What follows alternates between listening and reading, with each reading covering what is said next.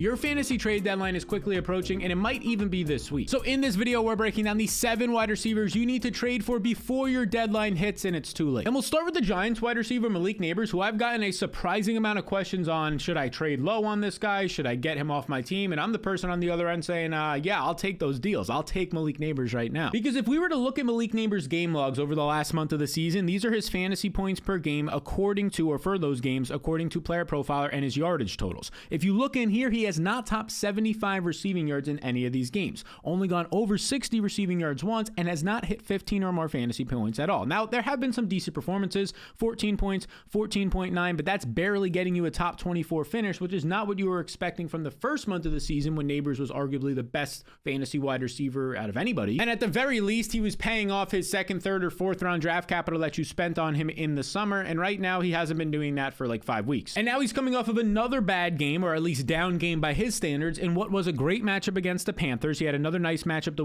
week before this against the Commanders, and what you're getting is just 6 catches, 50 yards, negative 2 yards on his carry, 10 targets, 10.8 fantasy points outside the top 40 wide receivers isn't going to get it done for you, but we can't just blame all of this on Malik Nabers. Honestly, none of it's his fault. Yes, he's been dealing with a couple of different injuries, concussion. He got evaluated for another concussion this past week. There were some reports as well that it seemed like he was playing through a hamstring injury. We'll have to track his injury report this week to make sure that's not a major thing. But assuming it's not major, of course his health is limiting him somewhat, but really it's just been Daniel Jones. And if you're watching any of these games, especially the game on Sunday morning that was in Germany, it was a primetime game. I'm sure many of you watched it. You know that Daniel Jones has not been good this season. If you go over to his yards per attempt right now, 6.1 ranks 30th in the NFL. If you go over to his deep ball completion percentage right now, he's completing just 28% of his deep passes that go at least 20 yards. That's 30th in the NFL. This is, of course, limiting the entire offense. Now, part of that's the offensive line. It's been bad all year. They lost Andrew Thomas, the best piece on that offensive line, so now it's even worse. But Jones just hasn't been good. The only thing that's been positive for Malik Nabers is Jones keeps throwing his way and giving him elite volume. Nabers has earned 10 or more targets in 6 of his last 7 games and has had at least 7 targets in every game this season. And if we were to look at some of the underlying metrics here, you can see that expected fantasy points this year, he's averaging 25.3 expected fantasy points per game. That's number 1 amongst every single receiver in the league. That's how good this guy's role is. The problem why it's not coming together, at least for Malik Nabers right now, is because of this right here. He's currently second in the NFL, if we pull it up, in unrealized air yards. So unrealized air yards right here, how many air yards, just your yards downfield, are not being completed. Number 2 in the NFL at 523 unrealized air yards, and that's because of what we said earlier when it comes to Daniel Jones ranking 30th in completion percentage on his deep attempts. Not ideal. So this poor quarterback play is opening up a buy low window on Malik Nabers, who now enters his bye week, which is naturally a nice spot to go and trade for him because you're going to get a 0 for his fantasy managers this week. And then when Nabers comes out of the bye week, I mean, it's as good of a schedule as you're fine. He'll face the Bucs right away at home. This is a matchup against the Bucs, who have the second most passing yards per game, a brutal Cowboys defense, bottom 5 overall defense, a beatable Saints secondary now without Marshawn Lattimore, the Ravens, who allow the most passing yards per game, and then even matchups against the Falcons and Colts. Those are bottom half of the league secondary. So like every single matchup the rest of the season, even if it is a poor quarterback, it's an advantageous matchup for Malik Nabers to definitely bounce back coming out of the bye in week 12. So you should trade for Malik Nabers while you still can, and you should do the same for this next wide receiver who's coming back from an injury and his bye week. And that man's name is DK Metcalf of the Seattle Seahawks. Like I mentioned, he's coming back, or at least he's expected to return from a knee injury this week, a knee injury that's kept him out of his last 2 games with the Seahawks, and he's coming off of his bye, so we really haven't seen him in action now for about a month. So the fact that he's gotten 0 fantasy points for his fantasy managers over the last 3+ weeks, maybe their team is spiraling and needs kind of to trade away DK Metcalf for a couple of startable pieces back, that's where you can strike. Because Metcalf is in a perfect situation with Ryan Grubb, the new play caller from Washington. He's in an offense that right now is throwing over 41 times per game, 3rd in the NFL. We love that for fantasy. Their pace of play is 3rd in the NFL as well. So they're running a lot of plays every game, and those plays, most of the time, are becoming passing plays. So this is nice for DK Metcalf. But that's not the only thing that looks really good right now. Because despite not playing a single football game over the last 3 weeks, missing 2 due to injury and then 1 because of the bye week, despite this, Metcalf still ranks 6th in explosive plays and 1st in deep targets of 20+ yards this year. I mean, that's insane. He hasn't played football in 3 weeks, and he's still 1st and 6th in those metrics. Metcalf is really one of the only true alpha wide receivers in the NFL right now, especially when you talk about his size and speed. A.J. Brown type comparisons here, 6'3", 230 pounds. You go over to his speed, 4.33 speed. And now this is all coming together with an offense that's throwing the ball a ton, throwing the ball downfield, which is perfectly setting up for Metcalf, who again leads the NFL this year with 18 deep targets of 20+ yards. But we're also seeing sort of this versatility piece of Metcalf's game under Ryan Grubb. He's getting put in motion. He's putting into the slot a lot more than he's ever had in his career, which is opening up more yards after the catch opportunities in the middle of the field, which for a 230-pounder who runs a 4.33 and can stiff arm the heck out of people successful, and we've seen that before in his career, yeah, that's advantageous. Now, just a reminder, the last time we saw Metcalf was in week 7, a game that he left early, but he put up 4 catches, 99 yards, and a touchdown on 7 targets on one of the best cornerbacks in the NFL in AJ Terrell on the road against Atlanta. He did that in like 3 quarters of play. Probably would have gone easily over 100 yards if it wasn't for the injury. This guy's been great when he's out there. And this is the exact time you need to be trading for him, because look at the schedule when he comes back. Okay, the 49ers definitely have a good defense on the road. That could be a little bit concerning this week, but the amount that Seattle's throwing, I'm not too concerned. Also, against the 49ers last time, you'll see that his game log wasn't great, but that was a game where he had a 50-yard touchdown called back by a phantom penalty. And then also DK, that was the game on Thursday Night Football where his toe was out of bounds on a touchdown by like literally a centimeter. The other matchups in here are matchups twice against the Cardinals over the next month. That's a bottom 10 secondary, borderline bottom 5. And the Jets, who you might think the Jets have a nice secondary, a nice defense overall, due to some injuries and just overall poor play, it's one of the worst defenses in the NFL the last 3 weeks, and we saw that a week ago against Arizona. So you should send a trade offer for DK Metcalf while you still can, and the same is true for this next veteran receiver. But before we get there, I have to let you know that this is the final week for you to get the Fantasy Blueprint. What is the Fantasy Blueprint? It has all my tools, including my trade tool, which will show you exactly who you should be sending trades for in terms of the value or the package to get a DK Metcalf where you're still winning that deal. Now, 21,000 other people currently have access to the Blueprint, the trades tool, and a whole bunch of other tools when it comes to waiver wires, weekly rankings and projections, Discord access, and a whole lot more. You just follow these 2 steps linked in the description below to get access. It will take you to this page right here where you can sign up through one of my 2 partners. You could either sign up through Underdog, you'll follow the steps below,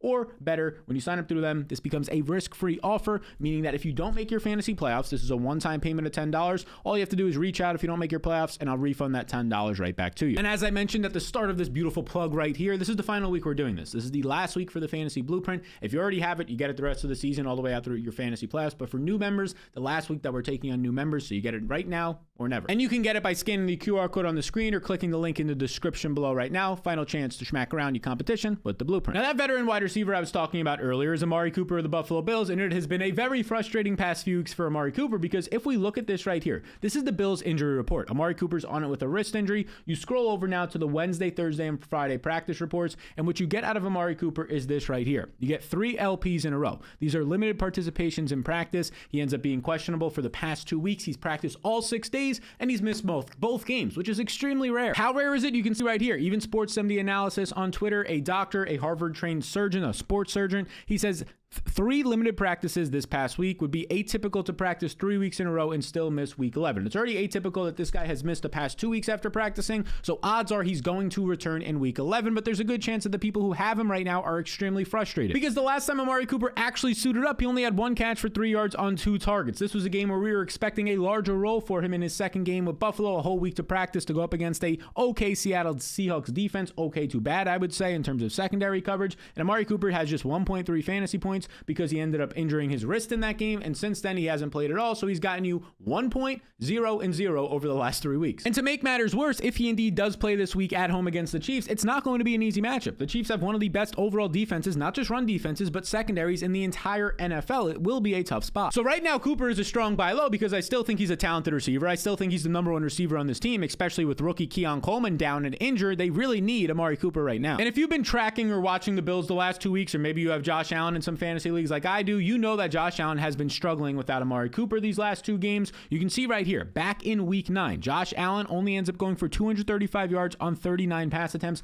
averages 6 yards per attempt, the second worst of his season. And then this past week in week 10, the fantasy outcome was nice, 20 fantasy points, because he ended up running for 50 yards and a touchdown, so more than half of his points on the ground, but he throws 2 interceptions, something he hasn't been doing a lot of this year, and he ends up completing just 22 of 37 passes, less than 60% of his passes for just the first time this entire season, or the second time this entire season. This was his second worst game of the year. Back-to-back poor performances for Josh Allen in terms of real life. He needs an X receiver in Amari Cooper, because especially this past week with Keon Coleman out and Dalton Kincaid getting banged up in the game, you have Khalil Shakur who's operating the short parts of the field, nobody to stretch the field to the intermediate to deep parts. That's where Amari comes in. So Amari is somebody you should be trading for, and then so is this guy. We discussed him last week in Evan Engram. I think it's important that we look into what happened this past week for the Jacksonville Jaguars and their overall snap counts with Mac Jones and the wide receivers, how they were using tight ends, because Trevor Lawrence might miss the rest of the season. As of this recording, it's yet to be determined, but it seems like Lawrence is not going to play in week 11 either. And as SportsMD Analysis says on Twitter right here, Trevor Lawrence reports suggest similar injury to Anthony Richardson last year, which ended Anthony Richardson's season. So if that's the case,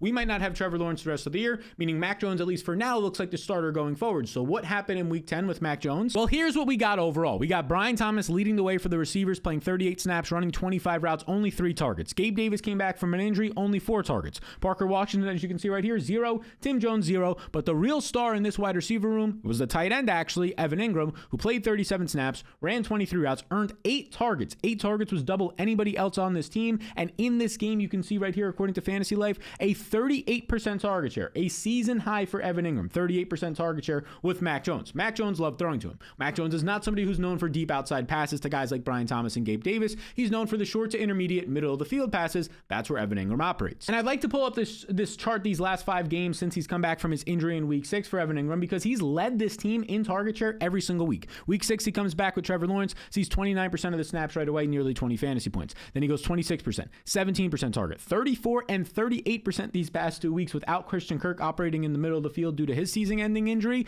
Evan Engram has been the number 1 target the last 5 weeks for Jacksonville, and the last 2 weeks he's seen elite target shares of 34 and 38% because nobody's giving him real competition in the middle of the field. This ended up translating to a game where he sees 6 catches for 40 yards. On these 8 targets, he's often getting put in motion. He's often operating in the middle of the field, sometimes goes out wide for a deep target or 2, but for the most part, he's operating in a nice part of the field where he can find success with his new quarterback in one Mac Jones. And I think that that's important to point out moving forward, because for the most part, this offense I am concerned about. I'm concerned about the Jaguars if your quarterback is Mac Jones, if your offensive line is not that great, if your running backs have been banged up almost every other week right now. But I'm not as concerned when it comes to Evan Engram because of what I mentioned. He'll operate in the middle of the field. He'll probably be the priority read on most routes. He's earning a 30+% target share. I'm highly concerned for Brian Thomas, who I looked at as like a 4th round, maybe even a 3rd round pick if we redrafted in fantasy a week or 2 ago. Now I can't be confident in this guy at all. I think he slides into being like a 6th or 7th or an 8th round pick if we redrafted. Obviously, nobody else on this offense really stands out. The running backs, people will of course ask questions about. Tank Bigsby got hurt this past week. Travis Etienne could see a larger role, but I don't think any of these guys are as exciting. I think the real people who get hurt here are everybody but Evan Engram, the only guy who benefits from the short to intermediate passing, somewhat the running backs maybe, but mostly Evan Engram. So coming off of a game where Mac Jones only had 111 yards, I mean brutal, 2 interceptions in this one, threw the ball only 22 times. A lot of people will probably be like, I got to get rid of all my Jaguars. They'll probably sell low on Brian Thomas, which is not a terrible idea, I don't think, and they might sell low on Evan Engram, which I think is a somewhat bad idea unless you have other great tight ends on your team. Let's keep in mind, he faced Minnesota this past week, Mac Jones. One of the 5 probably toughest matchups you can face in terms of a defensive coordinator going to be dialing up the pressures against a quarterback who hasn't had a ton of starter reps this year. So I think the matchups, although it's not the easiest schedule the rest of the season, I think they'll get a little bit better as Mac Jones gets more practices, and we can expect more than 111 yards passing a game. Even if it's just like 180 to 200, that's beneficial for Evan Engram. It's not beneficial though for Brian Thomas, who had just 2 catches on 3 targets. 3 targets was a season low. I think he's still dealing with an injury right now, and I think the way that he wins, which is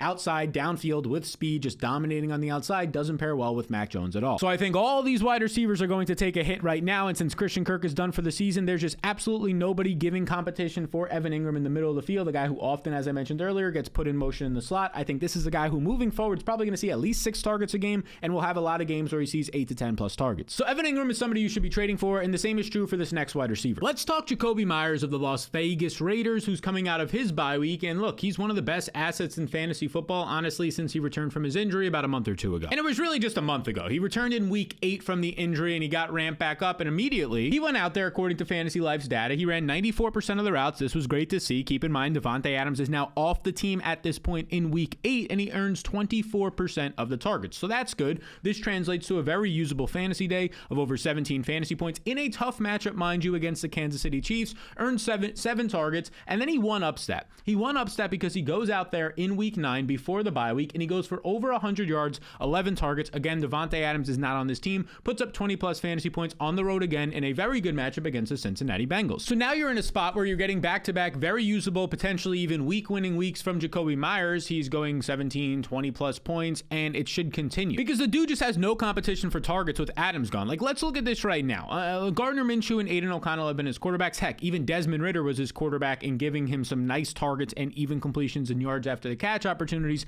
in week 9 before the bye. If we're talking wide receivers, we know the rookie Brock Bowers is there at tight end. He's of course going to earn his own 5 to 7 to 8 plus targets a game. But if we're talking wide receivers, receivers, outside of Jakobi Meyers, who will move into the slot often, who will play on the outside, Trey Tucker's not getting open, DJ Turner's barely getting on the field anymore, and then who else is on this team? There's just no other. I don't even know who this guy, Ramel Kenton, is. He looks like a Madden creative player. Christian Wilkerson is mostly a special teams player. Jalen Guyton is a field stretcher if he even gets on the field. Justin Shorter is a second-year player who's just kind of already been bounced around the league at this point. No competition at all. Meyers is going to have to earn 30+% of the targets every week. And really, if you look over his last 4 games with Devontae Adams either injured with his hamstring or just off the team, so not on the field, you're getting a 42% target share, 26, 24, and 37% target share. Over this time, it's a 32% target share for Meyers. He's been a borderline top 15, top 12 fantasy wide receiver during that stretch, and I don't see it changing anytime soon. Now, there has been some changes in terms of the organization and the way that this team will be run. They fired their offensive coordinator, Luke Getsy. They fired their offensive line coach and their quarterback coach as well, and then they headed into their bye week to now maybe build a new offense. But even if you're concerned that maybe some things now get mixed up with a new offensive coordinator coming in, it shouldn't affect their only 2 viable pieces on offense in Brock Bowers and Jakobi Meyers. That's where you're going to build the offense around. If anything, a new offensive coordinator maybe creates a more efficient offense moving forward, which will help their number 1 receiver, Meyers. Now, if you're looking at the stats this year, like underlying metrics, and maybe you think Meyers is a sell high instead of somebody you should trade for, you might look at his average depth of target. Just 9.2 yards downfield is 74th in the NFL. You might scroll down to some of his other efficiency metrics, like his yards per route run, a very nice indicator of a wide receiver's efficiency and predictor of future success, just 48th in this metric. So you might be going, oh, this isn't all that great. But you have to keep in mind the offense he's playing in. He's not playing in an offense with good or accurate quarterbacks who have big arms. This is Gardner Minshew's efficiency stats this year. Gardner Minshew so far this season, if we were to just scroll up right now, he's 23rd in deep ball accuracy, as you can see right here, completing just 33% of his deep balls. You scroll up a little bit more. His adjusted yards per attempt, so his efficiency per pass, is 30th in the NFL. This is not a guy, Gardner Minshew, who has ever been known for being able to throw the ball deep. He's a short to maybe intermediate passer at best, and even then he's not that accurate. So this offense has been designed around the short passing game. That's why you're seeing a lot of just short receptions for Jakobi Meyers and not much downfield. And honestly, that's fine. It's not his fault. It's more so the offense that they've kind of designed around Minshew and even Desmond Ridder now, and that might not change all that much. They just don't have the personnel of good quarterbacks on this team, but maybe a new offensive coordinator can just build upon the strengths of their quarterbacks. Worst case scenario, you're getting what you got the past month of the season, a 32% target share for Jakobi Meyers, and more games than not when he's getting you 12, 13 plus fantasy points. If you look ahead to the schedule coming out of the bye week, it's a winnable matchup for Jakobi Meyers in the slot against the Dolphins, and then a tough matchup for sure against the Broncos and Chiefs, although he's already had a good game against the Chiefs this year. But the more meaningful reason why I think you should be trading for Jakobi Meyers is this playoff run. He'll face the Bucs heading into the fantasy playoffs, allow the second most passing yards per game, a very nice matchup at home against the Falcons, who will give up a lot of yards through the air, and then in the fantasy postseason, the Jaguars, bottom 5 secondary, the Saints, overall at this point are becoming a bottom 5, definitely a bottom 10 defense. So Jakobi Meyers heading out of his bye week is somebody you should trade for, and I believe the same is true for this next player. Now, he's not coming out of his bye week, but Jaylen Waddle, who a lot of people just watched on Monday Night Football, had a great start to that game. Look, I think that this has been a guy who's letting a lot of people down as of late, but I think it's a good time to buy low on him. Now, he had 55 yards in the first quarter, like after the first 2 drives for the Dolphins, and then he only had 2 more yards the rest of the game, had a negative 1-yard rush attempt here. You can see in this game, in a good matchup against the Rams, it should have been a spot for him to break out. Just 8.6 fantasy points. Once again, he's under 10 fantasy points. Once again, he's not coming through for a breakout performance. Really hasn't done that since week 1 for his fantasy managers. And now you're in a situation where a lot of people are getting frustrated with Waddle, especially considering that he had a pretty big drop on Monday Night Football. And hopefully YouTube doesn't flag this, but we can watch this drop right here. This was a play that probably goes for minimum 15, most likely 20 plus yards for Jaylen Waddle. It's just a drop on 3rd down. It ends the drive. It ends up in a field goal for the team. So that's a situation where his box score looks a lot better if he ends up having that reception, right? You pull this up right here, you add another 20 yards to this, 4 catches for 77 yards, starts to look a little bit better for Waddle. Who knows if he gets anything more on that drive moving forward, since it would have been a first down. So now the sentiment is even lower on Waddle for what looked like it could have been a good game with 55 yards in the first quarter. Maybe his first 100-yard performance since week 1 wasn't, but a lot of this really just wasn't his fault. Of course, the drop was his fault. We can't take anything away from that. That's just a blatant drop. But Tua only threw 28 times in this game. They led by 1 to 2 scores for the majority of the game, and they just really leaned on their run. If you come down here, they ran the ball 22 times. They had a lot of 3 and outs as well. They were not efficient on offense. So in general, this was just a game where there was a lot of turnovers for Miami, fumbles, interceptions. The clock just kind of kept running for both teams, and a lot of short drives is what you can say. You look at the receiving department, though. Jaylen Waddle actually led the team with 6 targets. Nobody else had more than 5 in this game, so he was earning a pretty good amount of production here. You look at Tyreek Hill down here, 3 catches, 16 yards. And that's important because Tyreek Hill was questionable coming into this game with a wrist injury, and then we found out that it was a pretty significant injury because Tyreek has a torn ligament in his wrist. And now this can range from anywhere from a 2 to 3 week recovery all the way up to a 1 to 2 month recovery depending on the severity of it. This is something he's only been dealing with for 1 week now, so I assume he's going to have to play through it and probably impact his play like it did this past week for at least the next 2 to 3 weeks, maybe even more. And again, I'm just assuming it impacted his play because he only had 3 catches for 16 yards, his second lowest total on the entire season and his lowest total in his career with Tua as his quarterback, just 16 receiving yards in this one. The touchdown bailed him out, the 1 yard goal line touchdown, of course. So this is a spot where maybe we start to see a little bit more for Waddle moving forward since he's the healthier receiver. Also, let's not get it twisted, a very highly talented top 10 paid wide receiver in the league, earned a 22% target share this past week. That led the team, so that is encouraging kind of on the underneath or the underlying data. And if you look at the schedule coming up, I mean, it's a good schedule. Matchup at home against the Raiders is great. Matchup at home against the Patriots is great. On the road against the Packers is a nice spot for a potential shootout. And then the Jets defense that is very much so struggling, a bottom 10 defense over the last month of the season. So I think right now could be a nice time to buy Waddle. I don't think he's going to win you your league, although I wouldn't doubt it. I think he is that talented, especially if Tyreek's injury is serious or more serious than it's being led on right now. But I just think it's a guy who you can get pretty cheap right now and probably can average 12 to 15 points per game moving forward, and I wouldn't be shocked. Now, the next man I want to talk about is another veteran receiver here, a 32-year-old, the brand new Kansas City Chiefs wide receiver DeAndre Hopkins, who, look, he's coming off of a down week in week 10 after he had that really big week 9 performance in prime time, first week with the team, and he absolutely balls out. Actually, I believe it was his second week with the team, his first full week with the team, but in week 9 now, in his third game with the Kansas City Chiefs, just 4 catches for 56 yards on 5 targets. In this one, it was a tougher matchup against Denver, had to face a lot of Patrick Surtain on the outside. Surtain normally doesn't move into the slot, but neither does Hopkins, so it kind of just left him on an island, Hopkins out there with Surtain, probably the game's best cornerback, which was a pretty big letdown compared to that week 9 performance in a much better matchup, the complete opposite matchup against the Tampa Bay Buccaneers, one of the easiest secondaries to pick apart in the NFL, caught 8 of 9 targets for 86 yards, 2 touchdowns, finished as a top 5 wide receiver overall in the week, nearly 30 fantasy points for his fantasy managers. So of course this is going to be a letdown then when you go out there and you just have a third of the production, but honestly, him to get to nearly 10 fantasy points in this matchup, I didn't think was all that bad. I think the reason a lot of people were let down was this wasn't the stereotypical 2024 Chiefs game. It wasn't a game when they were running the ball 20 to 30 times and only passing 25 times. This was the game where the Chiefs had to play from behind, where Patrick Mahomes actually threw 42 times. He threw for 266 yards. He was not efficient, just 1 passing touchdown. Faced a lot of pressure, 4 sacks in this game, but 42 pass attempts for only 5 targets to go to DeAndre Hopkins. If we pull it up right here, the targets for this team, that is, it's not encouraging. You would like to see more, but I do believe it's because of Patrick Surtain.